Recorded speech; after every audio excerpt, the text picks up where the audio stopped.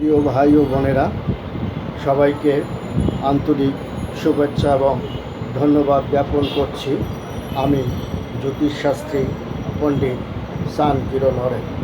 বন্ধুরা, আশা করি আপনারা যেখানে যে আছেন সবাই ভালো আছেন, সুখে আছেন, শান্তিতে আছেন।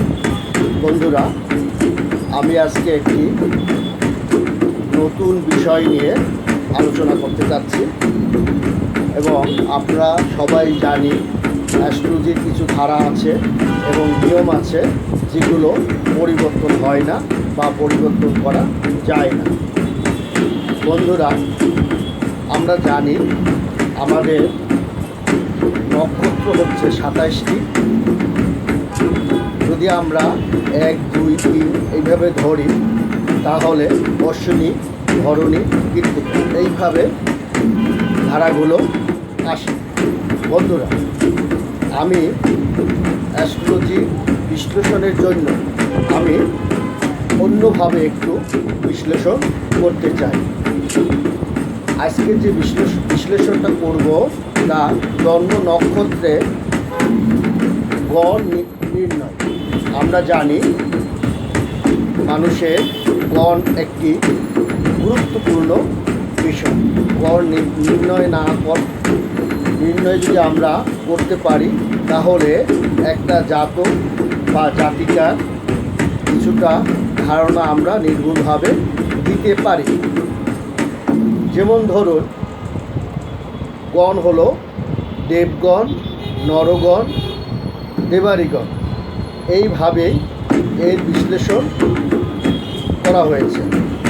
এখন দেবগণের জাতক জাতিকা কীরকম হবে, নরগণের জাতক জাতিকা কীরকম হবে, দেবারিগণ বা রাক্ষসগণের জাতক জাতিকাগণ কীরূপভাবে হবে, এর একটা নির্ধারণ করা হয়। যেমন দেবগণ, যদি আমরা নক্ষত্রকে বিশ্লেষণ করি, নক্ষত্রের যেমন বিশাখা নক্ষত্র থেকে বৈশাখ মাসের সৃষ্টি, চিত্রা নক্ষত্র থেকে চৈত্র মাসের সৃষ্টি, এই বিশ্লেষণগুলো আমরা পরে করব।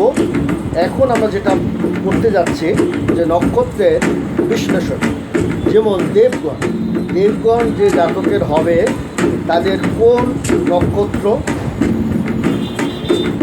যেমন অশ্বিনী 1, উষা 8 এবং অনুরাধা 17, মৃগশিরা 5, হস্তা 13, শ্রবণা 22, রোহিণী 4,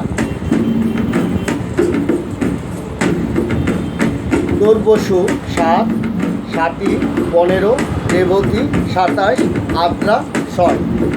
দেবগণ। নরগণ কি হবে? ভরণী 2, রোহিণী 4, আদ্রা 6, পূর্ব ফাল্গুনী 11, উত্তর ফাল্গুনী 12, পূর্বাষাঢ়া 20, উত্তরাষাঢ়া 21, পূর্ব ভাদ্র 25, উত্তর ভাদ্রপদ 26। দেবারিগণ হবে কৃত্তিকা 3, চিত্রা 14, মূলা 19, অশ্লেষা নক্ষত্র 9, মগা 10, বিশাখা 16, জ্যেষ্ঠা 18, 23, শতবিশা 24।